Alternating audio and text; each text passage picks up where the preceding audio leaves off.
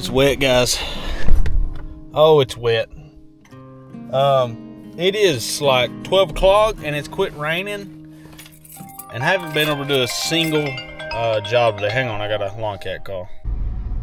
Alright guys, so this is going to be my first day that I absolutely have to mow. I could have mowed yesterday on Memorial Day, but you know what? Going forward, I want my business and company, this stupid fly, land again. There it is.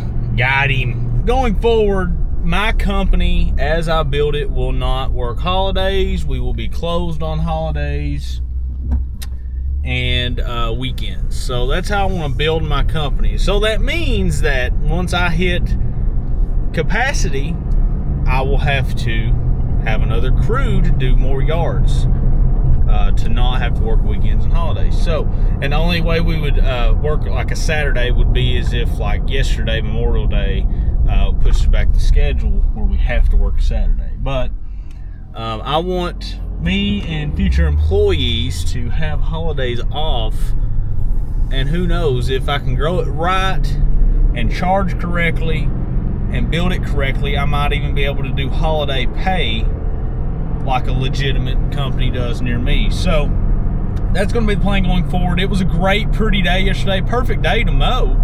But I decided to spend it with my family. There is like some reprieve right now in the rain, so I'm gonna head to this first yard, and if it holds off, I'll go probably do a couple more yards. That way I'm not continually pushing yards back. Now, I do have my first employee, my first helper, if you will, starting this week. Now, I know him from before, and he's currently laid off and searching for work. He graduated in the same high school I did, a year before I did, and I actually got held back, so we would have graduated at the same time. Great guy. He's, you know, right now he's picking up jobs here and there. He's weed eated for, he said, a couple other companies when he got laid off. So he's had a little experience going on, and I told him the vision and what I do envision. Right now, I just don't have a lot of hours for him. Did get rejected from one of my mowing clients that wanted me to trim a bush and remove a whole shrub. And I asked around in a couple of groups, private groups, and stuff like that. And you guys gave me some advice, and I just told her my minimum that I use for pressure washing, which is $300. That's my minimum to even start up a truck or get the truck going and put the guy in the truck. And she replied back, "Can't pay that!" Exclamation point, exclamation point. And I'm just sitting there like, you want a whole shrub gone, and you want me to trim a bush, and you actually need tree trimming, which she mentioned she needed the tree trimmed off the gutters. I was like, 200 question mark? I'm already gonna be there. And it took a little bit. About 20 minutes later, she replied back and said, my friend's gonna do it for me. And I looked at my wife, and I looked at that phone, and I looked at my wife, and she was like, "What?" And I was like, golly, like, I was like, I don't understand. People think that you need to do stuff for peanuts, I guess. I mean, you just need to remove a whole shrub and trim a bush and a tree, haul off the debris, put it in your truck, and figure out what to do with it after that. Use your equipment and your time on top of the mowing and weed eating you got to do there. And you just need to charge less than what you charge for mowing, or right at what you charge for mowing. I can't understand it. I've never understood that mindset. So I just said okay and gave her a thumbs up. You know, I'm not going to beg for peanuts. That's just not how I roll. I said, we'll be there this week to mow. And I left it at that. She liked the reply, so it's getting left at that. It's already raining, guys. Oh, crap. And we're just going to go ahead and move forward, and I'm going to keep mowing her yard every week, and I ain't going to worry about it. Her mulch beds are full of weeds. I offered to also pull those, so I could add that to the quote. Before, obviously she said she can't pay nothing, basically. And it was like, no, I'm going to have to get in touch with the guy that installed the mulch last year and he said he put down weed fabric and it's obviously not working, and you know, and I'm like, I'm just gonna stick to mowing for this customer, because this customer seems like, for whatever reason, when it comes to anything else, a cheap, very picky customer that will come after you if something doesn't go the way that she expects it to go. You know, people think that cheap weed fabric does something, you know, and it's like, yeah, for a while. So a lot of you guys said you like me just talking and going through my experiences and what I've learned and stuff. So we'll keep like a small section of the videos like this. It's also raining up crap again. I mean, golly, guys. So I may have to get up here and just sit and hang out for a little bit and see what happens. I guess it's just part of it, you know. I know a guy, he said that he started a lawn care company, he got out of it and went into the pressure washing side because he hated dealing with the rain. You had to, you know, move your schedule around the rain. Even if I was pressure washing solo right now, you can't go out in this. You can't go out in this either. You know, by the time you get your bleach and stuff and your mix up on the house, you ain't gonna be able to go out in this either. So I don't know what kind of excuse that is. I mean, every local service business has to play around the weather, everything. Plumbing, HVAC. I never did get that. But, all right, it's really coming down, so I may pull over. I don't know if I want to drive the rest of the way or not. What I want to do, it's supposed to stop. Let's check the weather app here. I don't want to drive all the way up there and then it just be freaking coming down here. Well, now I have to push back to 5. I mean, I don't know, I may have to wait till tomorrow. Tomorrow's supposed to be raining in the morning and it's supposed to stop until Friday. And today's Tuesday at the time of this recording. So I'm gonna drive up here. I may sit for like 20 minutes or something if it's still raining. If it's not raining too hard, I'll try to mow and just put my jacket on. But if it's coming down for more than 20 minutes, it's saying now it's supposed to be until 5 o'clock and it's 12:30. So, you know, I'm not gonna sit for 5 hours and try to mow. It's crazy. It's supposed to rain. There's at least a chance all this week, and then next week until Sunday, and then next week it's like all mid-upper 80s, all sunshine, no clouds, like great weather. So who knows if I have to skip this week or not. I don't like skipping weeks though. Update on the Xblades. I wanted to tell you guys about this while it's on my mind and I'm driving up here. They're doing really great, guys. Xblades, man, I'm loving it. Cutting that overgrown yard was so easy and buttery smooth, you know, like it didn't bog it down. And I looked at them and I haven't sharpened them. I haven't taken them off or nothing. And I've mowed a full week with Xblades on and they're still pretty sharp. There's no nicks in them. It's just now starting to take off the paint and they work really, really good.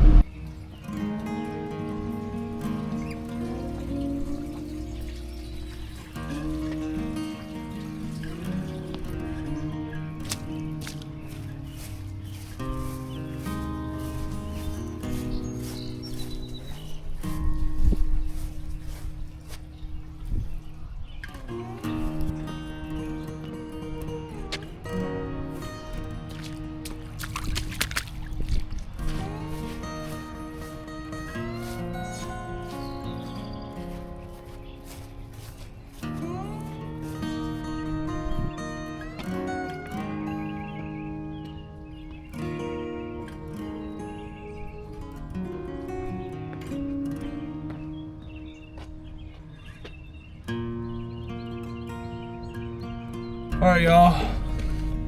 My hat's wet, my hoodie's soaked, but hey, we got that yard done. This is the one that's way out of the way. So if I did no other yards today, I wanted to get this one done. That way the rest of them are in the same area and I don't have to be all over the place as far as like coming up here and it playing around the rain. You know, it might not rain for like 4 hours. So me having to drive 30 minutes this way and then I want to be an hour the other way, it really doesn't jive too well. I wanted to get this one done for sure today. That way tomorrow it's supposed to quit raining around, I think it said, it's supposed to quit raining around like close to noon or so, and then we're good Thursday. I may go do one more yard today, maybe. There's not really any good yards that I can think of that I can do, because at about, it's 2 o'clock right now. It said at 6 for sure severe thunderstorms. So I'm not going to be mowing in no thunderstorm, especially a severe thunderstorm. So like we got a moment of peace. So I'm thinking maybe I do 1 yard close to home. The closest yard on today's route, closest to my home. Do that one, call it for the day. But as far as mowing in the rain with that Skag, man, that Skag was throwing the grass still, and I mean it had rained all night until about 12:30, and it's still kind of raining, and it did really, really good. I was surprised. I was like, man, I'm gonna start mowing this and either get stuck or I'm gonna have to just call it because it's gonna be too muddy or it's not gonna cut good. And it did very good, especially with the Xblade setup. So if you're in an area where it rains a lot, I highly recommend, especially if you're just starting, looking into getting a Skag. I mean, it's quite literally what they're made for, is wet grass with their velocity deck. Well, that's pretty much all I got. I mean, I'm not gonna worry about recording a yard today if I decide to go do that 1 yard. This will probably be the end of the video. I wanted to have something to record. This hat is soaked. We'll put that over there for now. Hope you guys had a great Memorial Day weekend. I probably should have mowed yesterday, but you know, I just think that if I start now with taking holidays off and setting the expectations with my customers, like, hey, they're not mowing on holidays, you know. And I also didn't want to interrupt families yesterday. A lot of people grill out on Memorial Day, and I didn't want to, you know, show up with a mower and start mowing as they're grilling out with a family there. I am excited though for my very first employee of the business. Luckily, I know him. I haven't seen him in years, you know, since high school, but I knew him back then. I'm excited to get that going.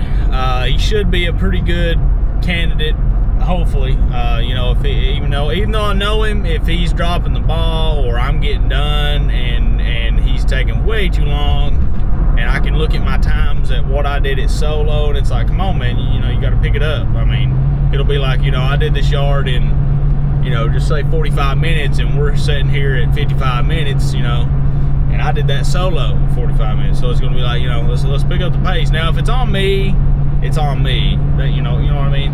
But if my employee's slowing me down and costing me time, yeah, well, I don't care who it is.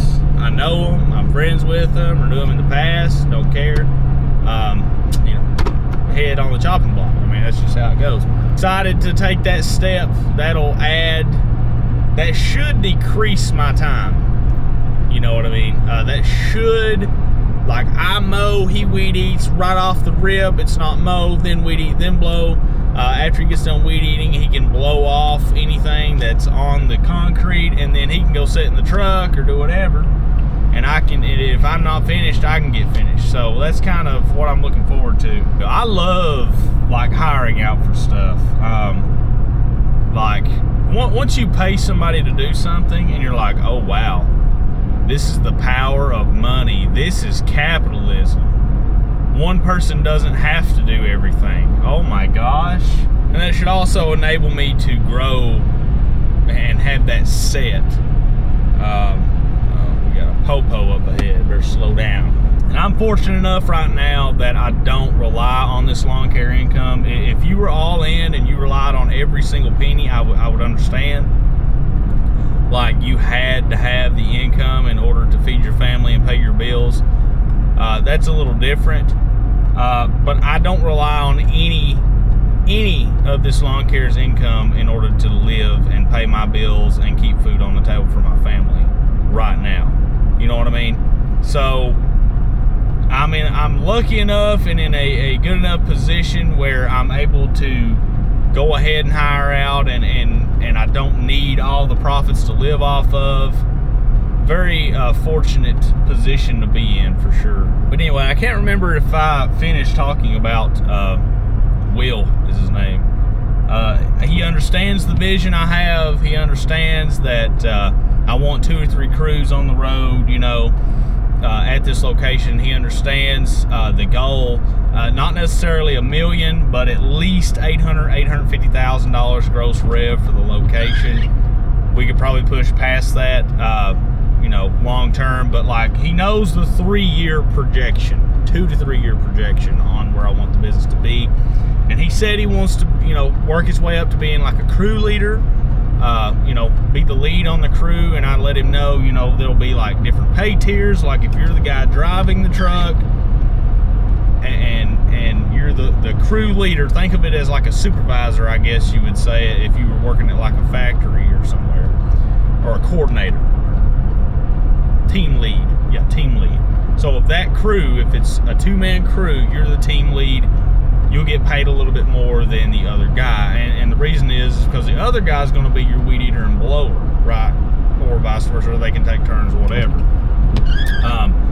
But also with that would come more responsibilities. Like, something goes wrong and the customer complains about something, like, it's going to be on the crew leader. It's their fault, you know. Even if the other guy, like, that guy's going to be responsible for his help or for his regular employee.